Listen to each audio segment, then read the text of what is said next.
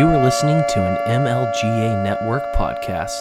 Okay, got my Palo Santo burning. I've got a robe on. I know listeners can't see this exquisite fleece robe. And I am starting a timer. I was not kidding, Jessie. I'm starting a timer because in 30 minutes or less, you're going to become a less stressed libertarian. That's what I'm trying to pull the... I hope Tom Woods doesn't mind that I'm trying to borrow his... fail and borrow his intro.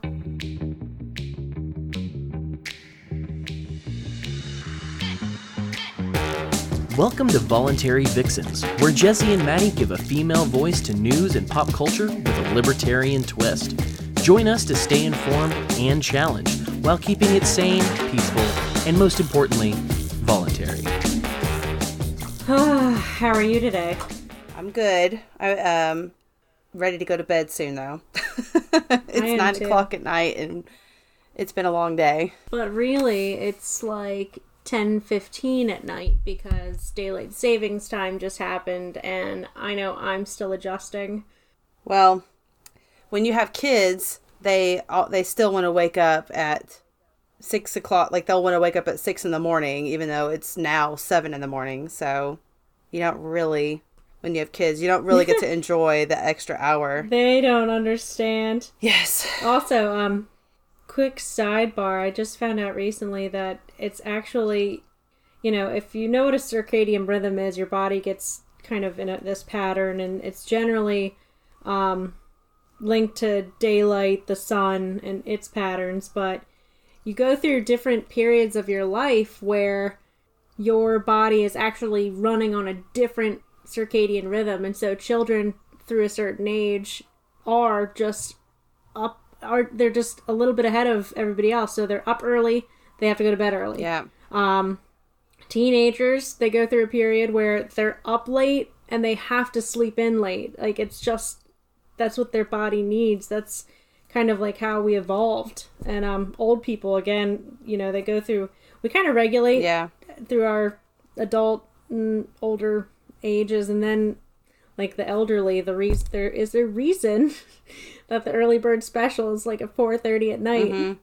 4:30 in the afternoon. I don't even know, it's at that weird Twilight Zone period where all the old people are out eating meatloaf and mashed potatoes because they gotta go to bed. Yep.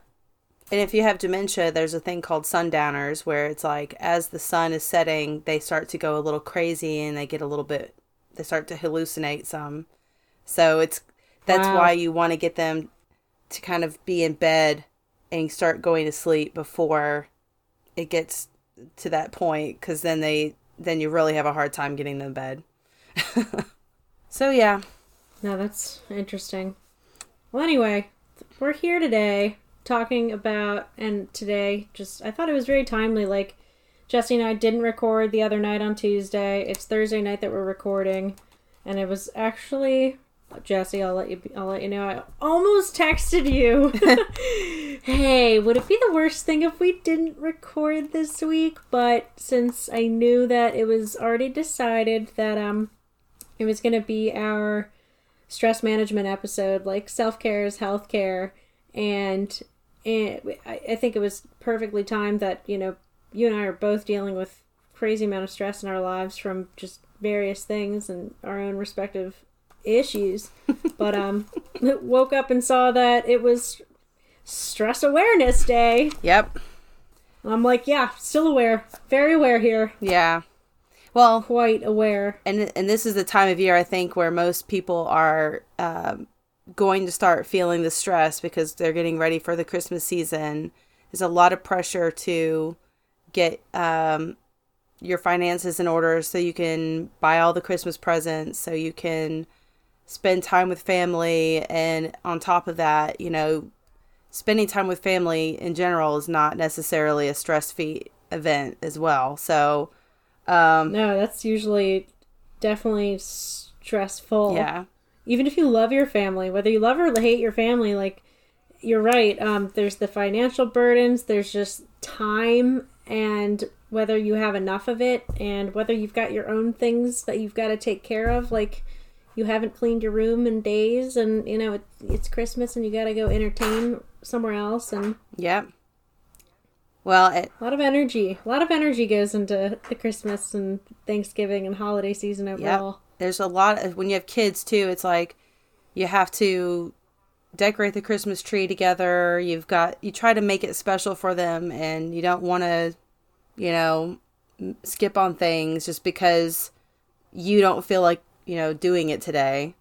Like this weekend, me and Sonia are going to make wreaths out of pine cones that we collected. And I really don't want to do it. I know. It's going to be a lot of work. I'll say, like, I'm a kid, I guess, still, if we can call me a kid, because I'm a child of somebody. But, so my mom and dad, I don't live at home anymore, and neither does my brother and his wife, obviously. But, my mom, it's kind of sad, like, when she wants us to get together and decorate the tree, and we're like, we don't have time. Like, that's the last thing we want to do. So do those things with Sonia now, because there's going to be times where Sonia's not going to want to do them, and then you're going to be very upset about that, as I'm sure you know and are ready for. So, and then me on my end, gotta give back. Yeah. To the old lady. And it's when you look back on it, you realize like that was a precious time. It was fun. So yeah. So I'm definitely going to try to plan a lot of things for the kids this year. Just, it's a lot of stress. And, it was just me and Maddie were actually texting this morning about the various things that we've been worrying about lately. And so I just think that it's important that maybe I thought it would be important that we just sit down and talk about like how we manage our stress, and maybe our listeners can benefit from some of the things that we've learned over the years.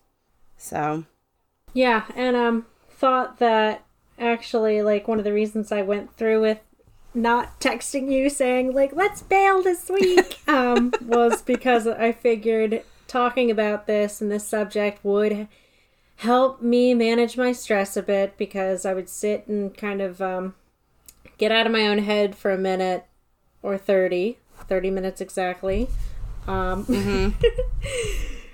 Just to take a break and, yeah, like you said, share some of our own practices, insights, things that have worked for us, and honestly, like, some things that just get you through a day. Yeah.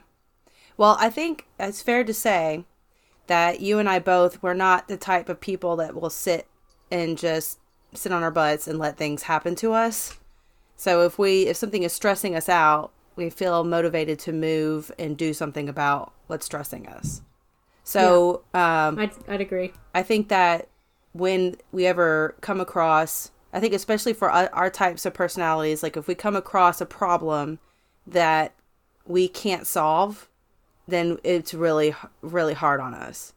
So I'm thinking like, so a family member being sick, or something that's just out of your control. That's going to be a lot more difficult to manage than maybe, a work project that you have a deadline that you got to meet. You know that it's going to be stressful, but you're going to meet that deadline. Whereas like a family member being sick, you have no control over how that's going to happen and how that's going to work out. So for me, when things like that happen where I don't have control over it and I desperately want to control it, that's where I really have to kick in and do a lot of extra things. So an extra soul searching, I'm sure. I know that one of the things we were talking about before we recorded was, exercise, meditation, yoga. These are all things that just doing that will get your heart rate, and get your blood going so that you're able to think more clearly and be able to rest more efficiently. Eating well too. I mean, your diet is going to be important during this time. But I don't know. Do you want to talk anything more about like meditation on your, like what you do when you meditate? Yeah, well, actually, so I'll be honest. This is sounds like I'm admitting to like murder or something, but I haven't practiced yoga in months, and I haven't meditated in months. And I definitely noticed that, I could see a very improved version of myself if I were to just sit down and do that. But for most of the past year, I've been focusing on like weight training. So I've loved what that's done to my body, but exactly what I just said, like I love what that's done to my body. And of course it does have its own effects in my mind, because like with a more positive view of myself, my body, I have a more positive outlook, and I'm able to have and garner like more positive thoughts about myself. I have higher self-esteem, I have more confidence, I feel better, I look better. And so I think what I know I need to work on, and what I do recommend to everybody, like yoga is the best. Mm-hmm. And, yoga, I really do think is for everybody. And if you want to go back to, I did a solo episode where I kind of just talked about how I was becoming more and more of a libertarian as I was going through my yoga certification process, because I think it all just sort of blended together so well, so nicely. And it was also during the tumultuous brand new 2016 Donald Trump presidency, and so it was just like quite the challenge to be zen when nobody else was. But I don't know, in some ways yoga, both it just like stills your mind, it's good for your body physically, and that stillness or silence in your mind, if you're able to do it, and like whether in the yoga practice itself or if you pair it with meditation, it's really good for your blood pressure, it's good for your stress like the cortisol production in your body, it's good for digestion, it's good for sleep, it's good for everything. And creating and giving yourself that, it's like a gift, it's like you have to really, and I haven't given myself that gift in a long time. And don't worry, I've treated myself in other ways, like this robe I'm in right now that nobody sees except Jessie. Yay me. That treat yourself. Yeah. But consider like these things favors for yourself. Consider them, it's truly caring for yourself. And so if you can give yourself, make time for like a 5-10 minute meditation, and that'll look different for everybody. Maybe it's like a couple instrumental songs, maybe it's a walk around the block. It really is unique to the individual, and it's going to be whatever kind of allows you to focus on like your physical presence in that moment and what is all going on like for you, like your body's cellular processes that are it's just all this stuff is going on without you even consciously thinking about it. Right. Like thank God that we've got a brain that does all this work for us. But so it's kind of like a very nice self-appreciation. It reminds you that like there are bigger things than that crazy thought or negative emotion that you're feeling at the present moment. Mm-hmm. So I don't know, it's one of that it definitely helps me to ground me, give me some perspective, and remember the bigger picture.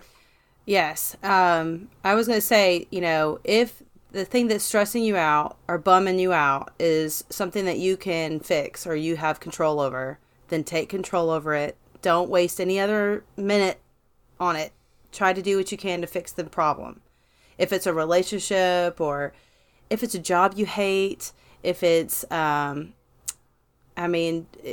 God knows all the things. If it's a family relationship that needs some mending or some healing, don't waste any time to work on the problem if it's something that you can work on.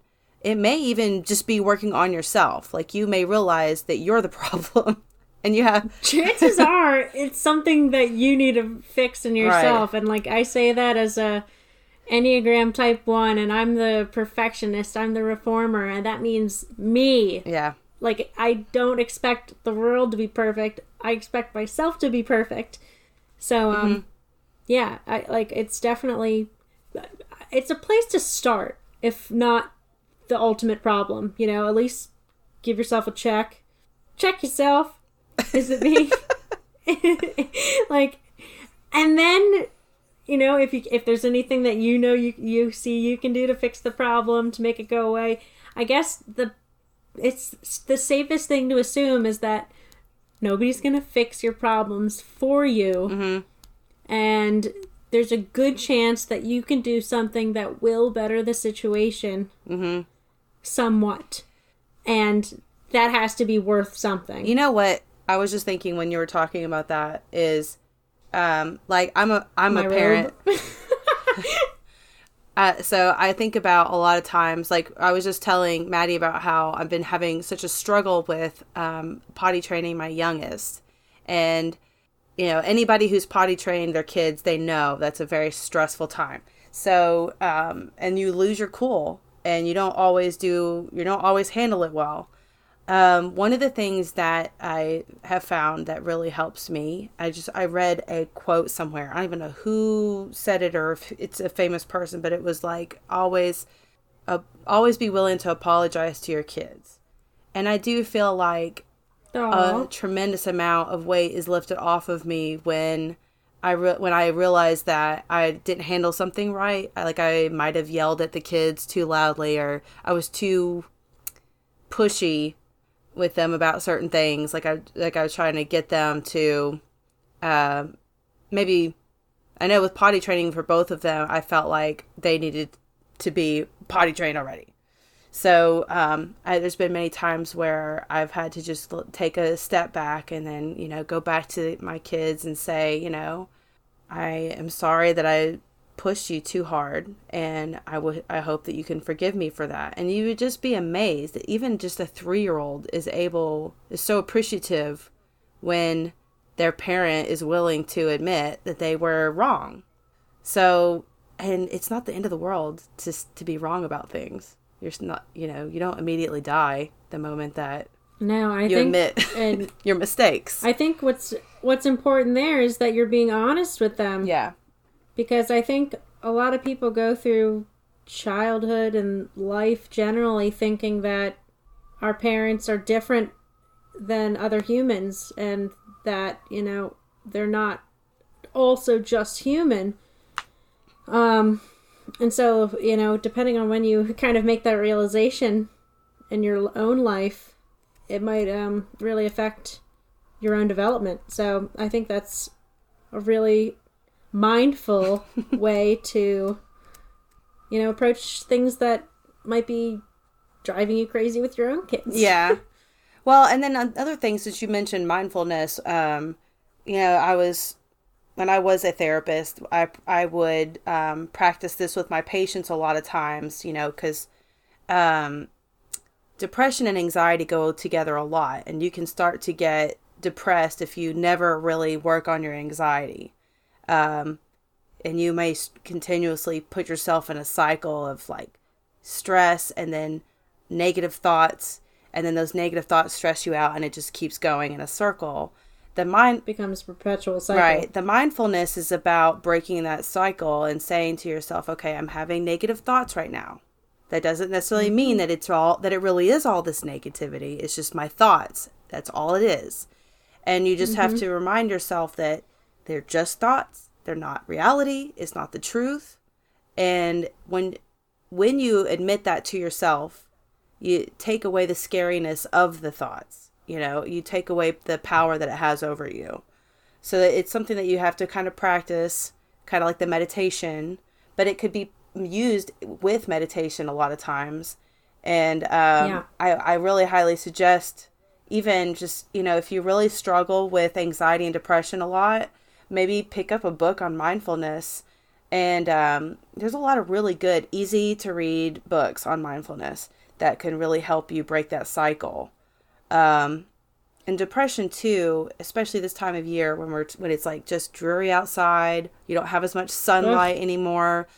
You just want to stay indoors, but sometimes you kind of have to push yourself to get out and just get some fresh air, get a little bit of sunlight on you. So you'd be surprised at just how better you feel when you just get out and get to breathe some fresh air for once. I'm in that camp, like, with you. And, anybody listening, we're not proselytizing here. We're not know-it-alls. We don't know it all. But everything you just said is something that I've definitely thought and had to get through. And, I'm a constant catastrophizer. Yeah, me too. Or like the all but one, or, like when, maybe 10 great things happened in one day, but one bad thing happened. You focus on the one bad thing as opposed to 10 great things. And it's like, actually, I'll say that really reminds me of something that got me through a really darker period this past year, actually. But, and I haven't, it's another one of those things where I haven't revisited it because I haven't really needed it, but I'm still very mindful of how helpful it is. And so, but it goes, it's another practice. It's another thing you have to exercise and kind of train yourself to do, but, practicing gratitude. Like, I'll let you know that I actually have an app that, it tells me, are you feeling grateful? Like, write it down. And it, sometimes I had to, and like, it would give me prompts like, what made you smile today? Or like, what made today great? And, I'd have to sit there and think like, today sucked. But then I was like, ugh, okay, fine. I can't write that. I'm not paying for an app to tell the world how much I suck or it sucks or all that stuff. So, and you could do this without paying for it. Just, a little journal, a notepad, writing 3 things you're grateful for. And so, honestly, having that as a reminder, it was like breadcrumbs back to earth and back to sanity and back to more human feelings. Right. Well, I have this thing, right, where and maybe it's because I've traveled to third world countries and seen places that people live in just destitution. So I realize that'll do it too. I realize every single day how lucky I am, and I would see kids who they don't even own a pair of shoes. They have sewage going through past their house every day, and they just seem like they are able to handle things so much better than I am. And I think it's because it's like that, first world issues. Like, first world problems. We just focus too much. It's like we have everything we could ever possibly imagine, so we just have to make up problems in our head. Yeah, and so that becomes the problem in itself. And I think that's normal, because I think that human beings in general, our brains are designed to solve a problem. So when we when we have solved all our problems, tool makers. Yeah, when we've already had all our problems solved, then we just have to keep creating problems to solve, which is why I think we see what we see in our politics today. We see both sides really coming up with problems that the government's supposed to solve.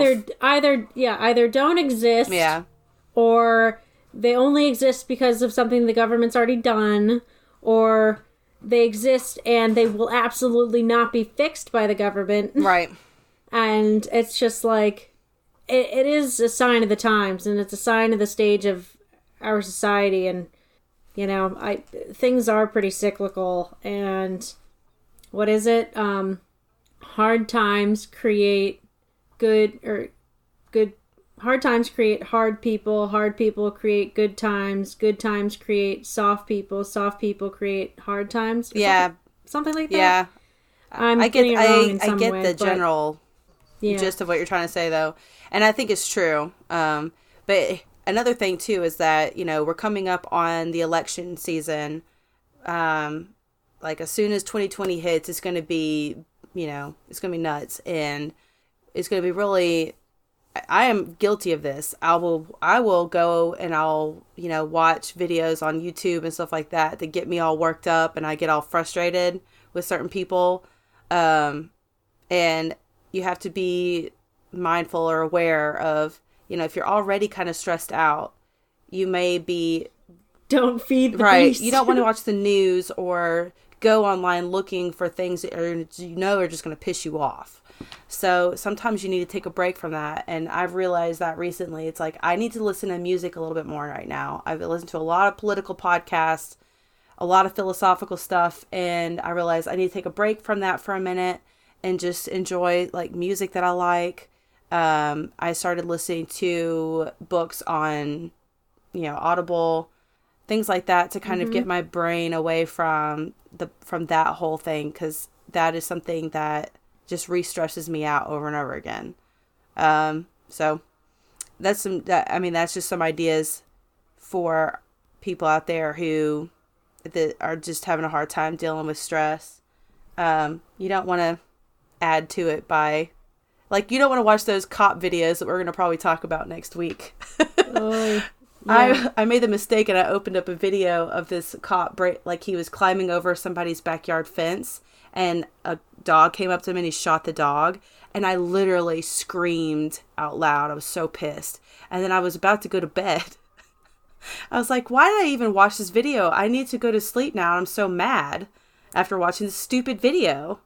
Yeah. So Death trap. I know. I mean, it's a video I think that needs to be seen by most people, but Yeah, I was gonna say, there is a time and a place for all these things that are actual problems and we actually do have to face. And I think some of the reason that certain problems do exist is because a certain degree of apathy and not paying attention and looking the other way and or actually being misled. Thank you, corporate press. Speaking of Project Veritas, what they came out with this week, and that lady had that story for 3 years and just sat on it. Yeah, that's another thing. How can you live with yourself? I don't know. Anyway, Wow. That's for another episode, I guess. But Yeah, and I mean that's one reason why I can't watch the news. Just the unprofessionalism of all of it is just ridiculous. No, and it's just I can't stand their personalities. I hate commercials, so that doesn't. Yeah. That really doesn't help. I don't watch TV, period, because I hate commercials. And yeah, and I'd rather kind of consume news in my own way and on my own time. Like, I think reading is probably better because you have time to breathe, take it in. But the news on TV is very reactionary, and that's what sells. And so it is meant to get you really amped up and hurry up and go vote for the left or hurry up and go vote for the right. Like, it's all just to use you and get you to the polls and to vote for candidates that you probably wouldn't vote for if you had a second to think about, like, what those people are actually saying and the ideas they're promoting. Yeah. Well, and a thing that I was going to say is that, with anxiety too, is that sometimes we'll get to that peak of anxiety where we just, like, maybe we're about to have a panic attack, or we just feel like we can't take it anymore. So we'll do something to just keep us, to avoid that feeling again, or to bring us back down. But sometimes you have to really let yourself go through that emotion so that that wave of anxiety goes all the way back down again. So, sometimes anxiety can be a good thing because it tells us that we're doing something wrong and we need to fix that. So if we just avoid it, like we sleep in bed all day and we don't get up out and clean our house, or, fix the chair that's broken in the living room or something like that, we're just not going to handle things well in life, and we're just going to keep having that problem. It will never go away. So yeah, and I guess I wouldn't say, just so I'm kind of clear, that complete avoidance isn't management. It's it's avoidance, and that will only make things pop up worse later for you and for people on a bigger scale, I'd say. But it's kind of building up your armor. So maybe you're not ready to watch the news, or maybe you're not ready to watch certain clips online. But, I think reading, honestly, it's a lost art. Yeah. But I think there's so much to benefit from the pace at which you're able to consume that information. You know, we're at a very fast-paced world. Everything, we watch everything, or we listen to everything on like Audible or a podcast, and I'm guilty of all of this because I really don't have time to sit and read. But I do love it when again, it's one of those things where you gotta give yourself back something sometimes. So I find times where I'm really stressed out. I'm just like, all right, you know what? I'm going to make reading a practice this week, and I'm going to wake up and read, or I'm going to read before bed. That's another thing I do to manage stress. Like, I give myself little presents. Yeah. I think for me, long hot showers is my de-stress time. So sometimes I'll just wait until the end of the day, and after everybody's asleep, I'll take a nice hot shower before bed, and I'm good. That sounds good. But I love sitting in my bed and reading at night. That's what I used to do for the longest time. And I need to get back and doing that again. But yeah, definitely just recognize that some problems you just can't fix. Like, for example, we'll just bring it back to politics since we are a political podcast. Donald Trump is not your daddy. He doesn't live in your house with you. Mm-hmm. He can't do anything to you inside your house, in front of your family, at work, in your car. So he shouldn't occupy that much time in your mind. If you hate him that much, then don't let him in there if you hate him. You've let him in your head too much if you're already to that point. I'm indifferent to him, so whatever. I enjoy his Twitter. I don't think there's any politician that I really like sit around and just get really pissed off about. I really don't like Bernie Sanders or like Elizabeth Warren or AOC. Again, like I only give them a very specific amount of my brain power because, but like what does irk me is that they are fighting and vying for this power, like the totalitarians that they are, to rule every aspect of my life, and they get their filthy socialist paws on. So that, brings me some anger, I'll say. I guess I can kind of understand that because when we were in our last election season, Hillary Clinton bothered me so much. It just... Oh, yeah. Well, her too. She irked me. Literally Satan. I wouldn't even say Satan's wife because she herself is Satan. I mean, Bill's god-awful too. I think he's rotting from the inside. Yeah. From syphilis, I think, probably. From an array of things, I'm sure. And just, like, evil. But speaking of Hillary and Trump and just things that we can't accept, the AA people, they have it right with that serenity prayer. And I'm going to read it if you've never heard it. But, because it's literally what I posted the day of that election. Because I was like, you know what? Neither of these are my dogs. I have a preference as to which way it won't go, because God, I hated Hillary.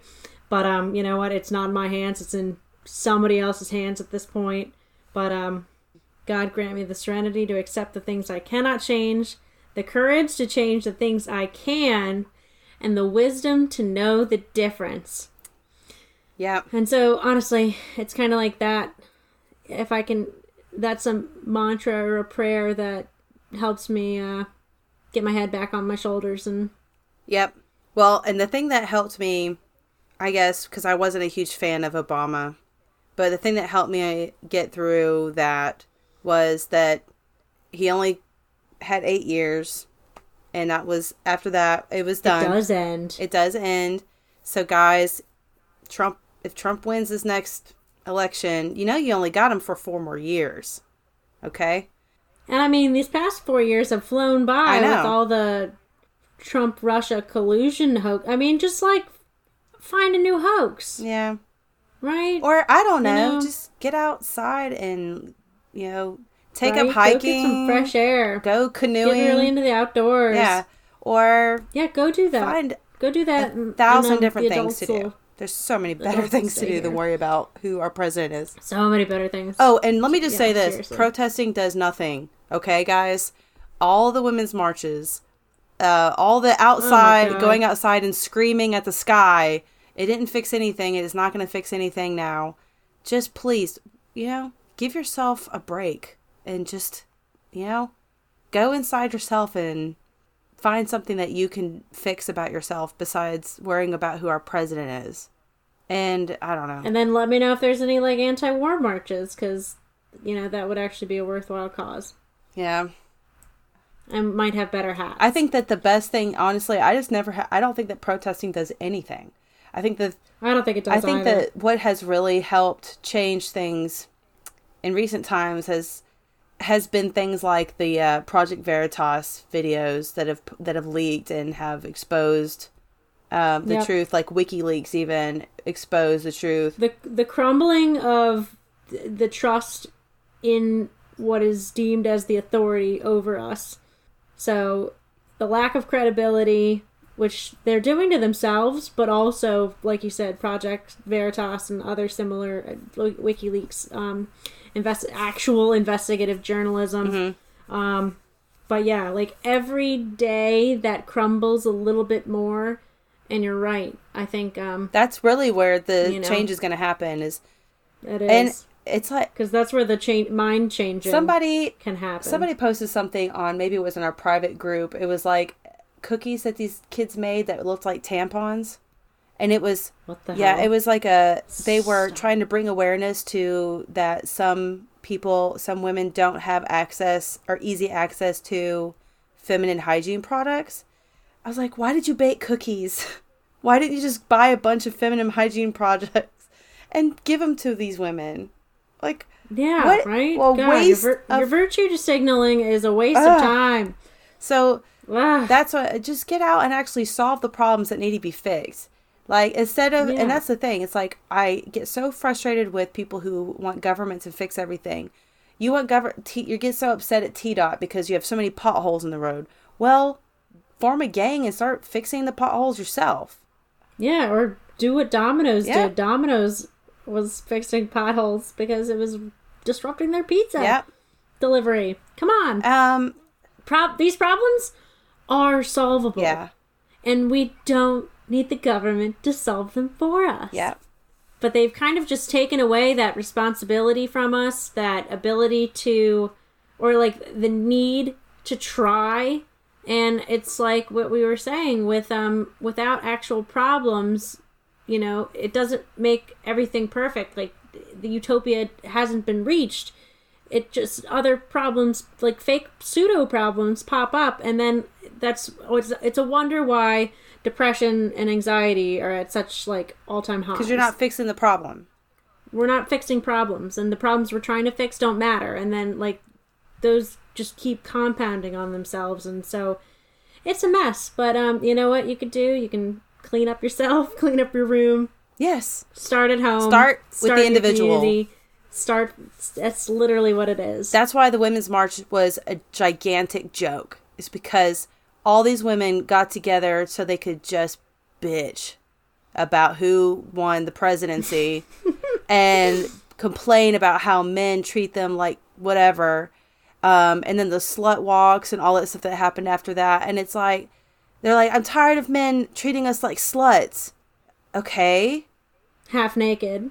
Well, you're calling yourself a slut in the street. So what do you think you could possibly do to fix that problem? That's a really simple one. So whenever I hear about people like protesting, I'm just like, I roll my eyes because I just honestly feel like protests are a waste of time when you could be out doing something to fix it yourself. Yeah. It's like poverty. You know what my church does? We build ramps for people who live in trailer homes and they might have handicaps. We build ramps for them. We don't. That's nice. We just do it ourselves. Yeah, you're not waiting for the ADA to come in, American with Disabilities Act, to come in and tear up their towns and. Yeah, and it's a lot faster than if they comply. Than if they waited for. We have to get building code approvals and things like that, but we can get it done faster than if the city were to do it. So. Yep. Again, amen. I just can't stand it. They just need to get out of our way. But they won't let themselves out of our way. We have to remind them that they're obsolete. Mm-hmm. But yes, So if there's a problem, fix it yourself. If you can't fix it yourself, find a way to adapt to that health in a healthful way. Don't allow yourself to get stuck in a cycle of anxiety and depression. Break that cycle. Get exercise, eat right. Talk to somebody. Like, you might be keeping it all in. Talk to somebody. I had to reach out and talk to somebody. Jessie, can I claim our Stunning and Brave award tonight? Not me, myself, but like to deem it to somebody? Yeah. Okay. So speaking of mental health and talking to somebody when you need to talk to somebody, our Stunning and Brave award today goes to Anthony Samaroff. And he's the host of the Scottish Libertarian podcast and also the Be Yourself and Love It podcast. I actually came to him because I needed help, or I thought I needed help with my procrastination problem, but really he ended up just being a therapist for me for a time where I really needed somebody to listen to me. Yeah. And, that's what he's trained to do. So we were able to meet on Skype, do it overseas, and I'm eternally grateful, Anthony, and I'm sorry we didn't meet up in Scotland, but I'll have to go back and catch up with you then. So, yeah. Shall we sign out here? Yeah. I think just real quickly, I just want to bring a shout out to the network we are with, which is Make Liberty Great Again. Is it Make Liberty Great Again Network? And then there's the Make Liberty Great Again podcast, which is our basically what started all of this. And there's all kinds of podcasts under our network. We've got the Techno Agorist, we've got the Thank You for Your Servers, the Morning Drive with David, and now we have the Lesbertarian. Yeah, Kim. And I think that's it, right? I think that's it for the moment. If I miss somebody, I'm so sorry. It's late. I think there's others in development, so coming soon, y'all. Yep. And then, of course, you can find us at Voluntary Vixens in Instagram, Vixens Voluntary, and Twitter. And it's also I think it's voluntary_Vixens on our Patreon. We also are the Voluntary Vixens on Facebook as well. But we're mostly active on Instagram, and I'm getting better about being active on Twitter because part of the problem just started following us because I retweeted one of their things. So I think it's starting to pick up a little bit if I can just get on Twitter more. But yeah, that's where you'll reach us. And check out more of our friends on the Make Liberty Great Again network. So we'll catch you next time, but in the meantime, keep it sane. Seriously, we mean that part. Yes. Sane. Keep it peaceful and keep it voluntary.